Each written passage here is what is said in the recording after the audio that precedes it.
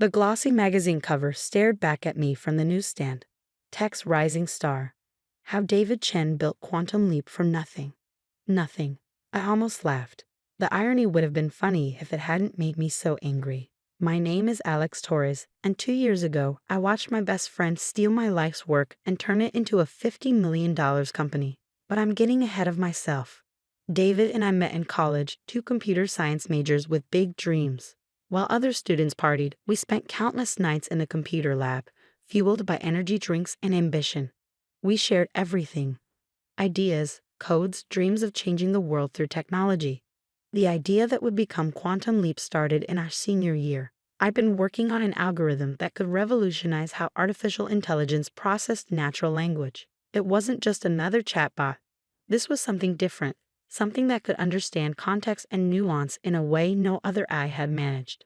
"This is incredible," David said one night, watching me debug another section of code. "The applications for this could be huge." I nodded, too focused on my screen to notice the calculating look in his eyes. "I think this could change everything. Customer service, education, maybe even healthcare." After graduation, David landed a job at a prestigious tech firm while I took an internship at a smaller startup. We stayed close, meeting every weekend to work on what we still called our project. I shared all my progress, every breakthrough, every setback.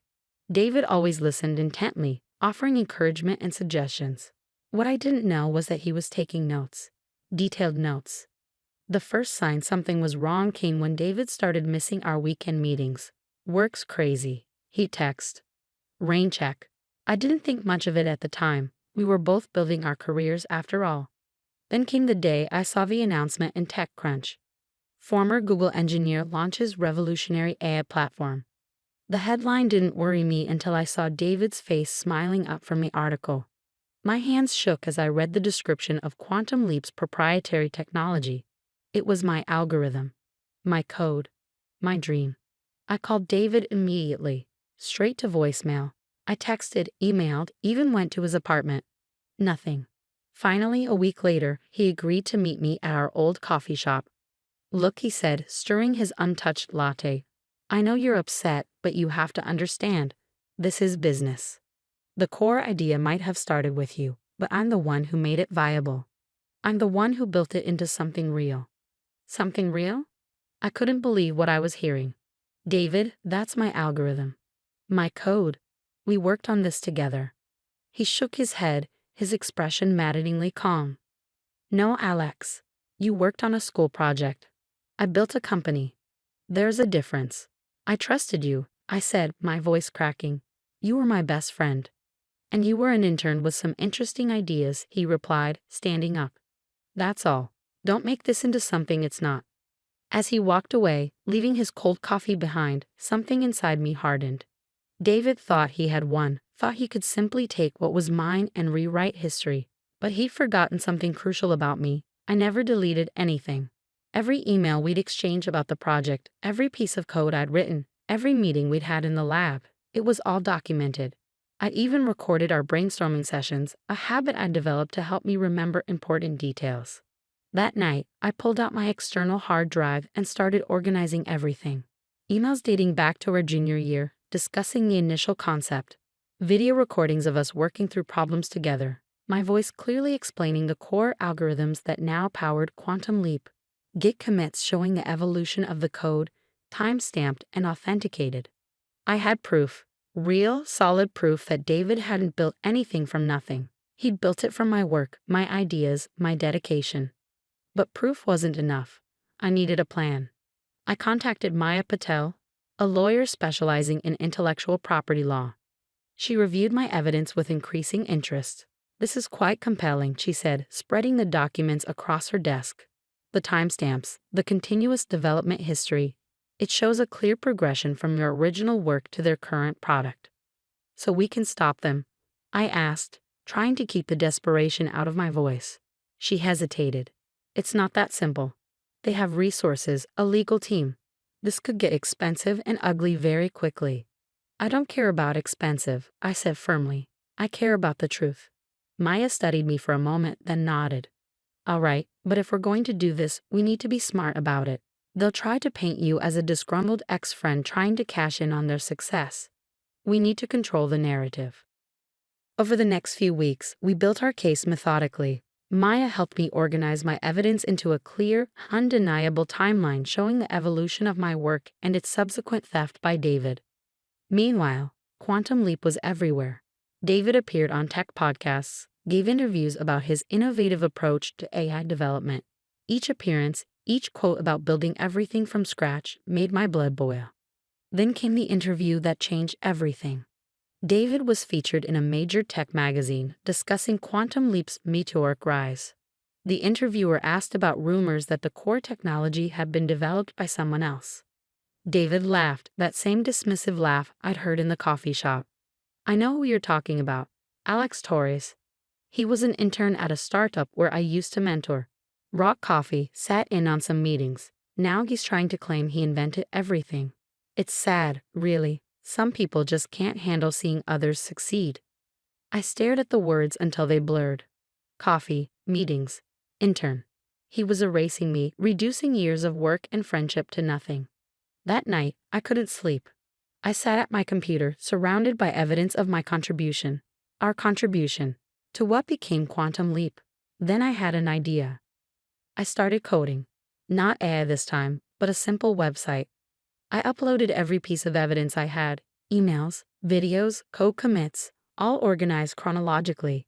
Each item was time-stamped, verifiable, undeniable. Then I wrote a blog post. Not angry, not accusatory, just facts. I described the development of the algorithm, our collaboration, the moment I discovered the theft. Everything documented, everything proven. Maya called me as soon as she saw it. Alex, this is risky. They could sue you for defamation. Let them, I replied. Truth is an absolute defense against defamation, right? And everything on that site is true. The website went live at midnight. By morning, it had gone viral in the tech community. Developers, engineers, and industry insiders were picking apart the evidence, verifying timestamps, analyzing code similarities. #Quantum theft started trending on Twitter. David's PR team scrambled to contain the damage, releasing statements about misunderstandings and parallel development. But the evidence was too clear, too detailed to dismiss. Then came the email from Lisa Chen, David's sister and Quantum Leap's CFO. We need to talk, she wrote, not through lawyers. Just us. I stared at her message for a long time, remembering all the dinners I'd shared with their family, all the times Lisa had teased us about being married to our computers. What do you think? I asked Maya. She frowned at her screen. Legally, I'd advise against any unofficial communication. But sometimes resolving things person to person is better than letting lawyers fight it out. I agreed to meet Lisa at a quiet restaurant away from the tech corridor. She was already there when I arrived, looking tired and worried. He screwed up, she said as soon as I sat down. David, he lost himself somewhere along the way. Got caught up in the idea of being the next tech genius, the next Zuckerberg. That doesn't excuse what he did, I said quietly. No, she agreed. It doesn't. But I'm hoping we can fix this before it destroys everything, including your friendship. I almost laughed. Friendship? Lisa, he stole my work and then tried to erase me from the story completely. That's not something friends do. She pushed a folder across the table. We want to make this right. The board is prepared to offer you a significant ownership stake in Quantum Leap, plus a seat on the technical advisory committee. Full recognition for your contributions to the core technology. I opened the folder. The numbers made my head spin. It was more money than I'd ever imagined having. And David? I asked. What does he say about this? Lisa's hesitation told me everything. He'll come around. Once he sees it's the only way forward. I closed the folder. That's not good enough. What do you want, Alex? Lisa asked, frustration creeping into her voice. Name your price. I leaned back, studying her face, so similar to David's, yet somehow kinder. I want him to admit what he did. Publicly. No PR spin, no carefully worded statements about misunderstandings. The truth. He'll never agree to that, she said quietly. His pride won't let him. Then we have nothing to discuss. I stood up, leaving the folder on the table. I'll see you in court. The next morning, Quantum Leap's lawyers sent a cease and desist letter demanding I take down the website. I forwarded it to Maya without comment. Her response was immediate. They're scared. The evidence is too strong, and they know it. Want to see something interesting? She sent me a link to an SEC filing. Quantum Leap was preparing for an IPO, hoping to raise over $200 million. My website and the growing scandal threatened everything they built, or rather, everything they had stolen. Their investors must be freaking out, Maya noted during our next meeting. An IP dispute like this could tank the whole offering. She was right. Over the next few days, I received calls from various intermediaries trying to negotiate a settlement. The offers kept getting bigger, but they all had one thing in common. They wanted me to sign an NDA and pretend none of it had happened. I refused each one. Then came the threats. Anonymous emails suggesting I should think carefully about my future in tech. Comments on my website claiming I was mentally unstable, bitter, delusional. I recognized David's writing style in some of them. But I had support too. Former classmates came forward, confirming they remembered my work on the algorithm. My old professors vouched for my capabilities. The tech community, often quick to tear people down, rallied around the evidence I presented. One morning, I arrived at work to find an unexpected visitor waiting in the lobby, James Zhang, the CEO of RiverTech, one of Silicon Valley's most respected AI companies. Interesting website you've got there, he said, extending his hand. Want to get coffee? Over the next hour, James laid out a proposition. RiverTech wanted to hire me not as an engineer, but as the head of a new AI development division. They'd fund my research, protect my intellectual property, and give me the resources to continue my work. What's the catch? I asked. No catch. We've reviewed your code, your documentation. What you built, what was stolen from you. It's extraordinary.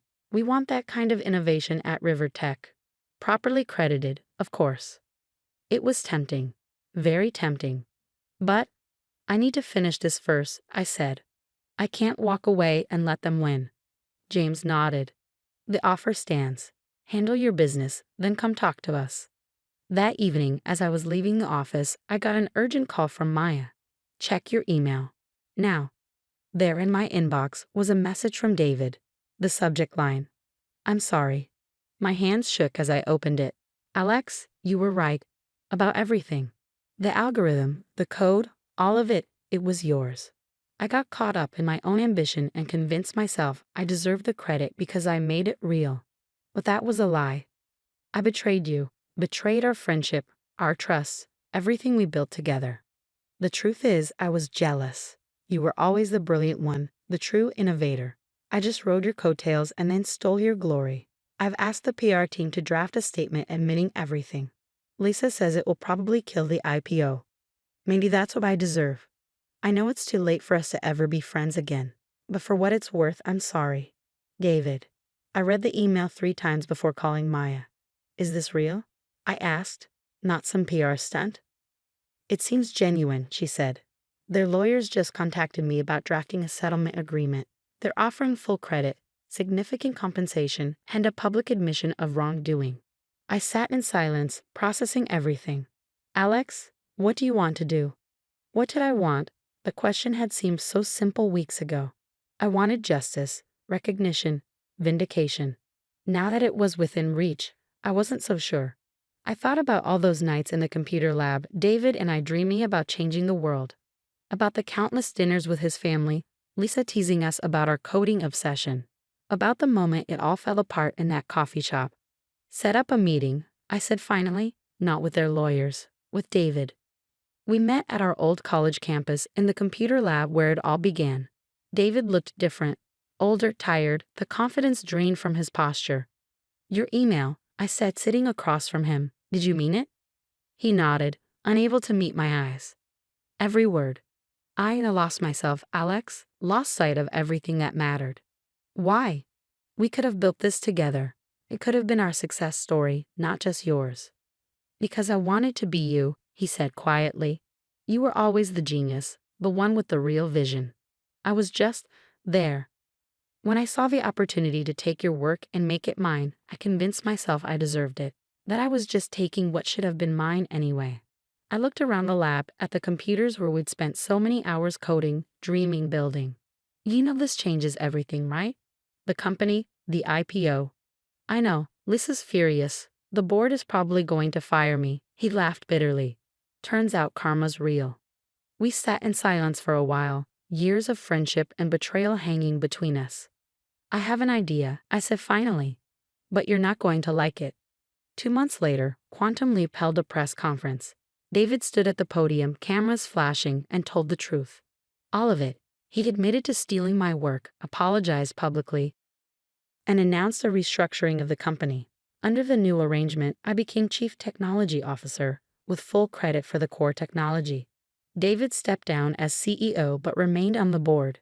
The company would move forward with both of us involved, each in our proper roles.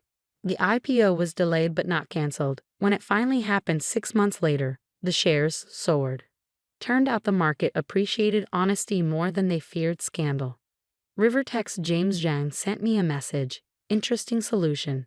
The offer still stands if you ever change your mind. I kept his email but didn't respond.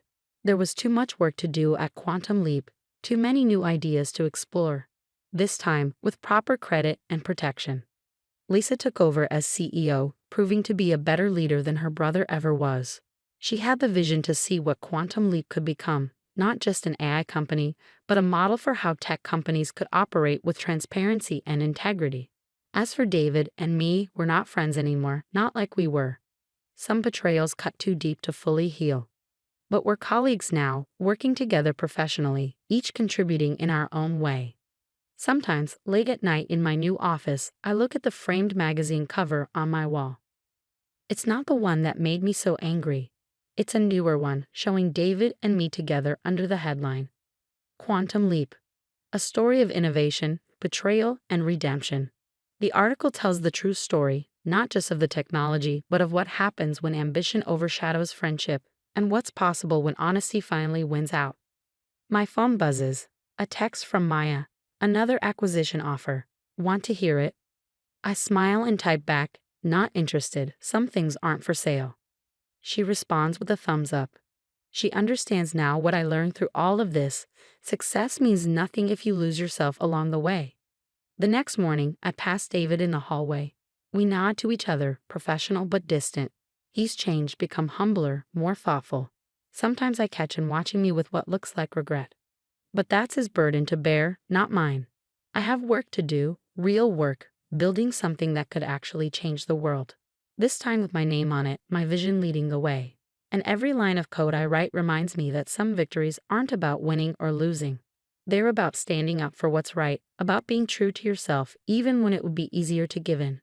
That's worth more than any IPO.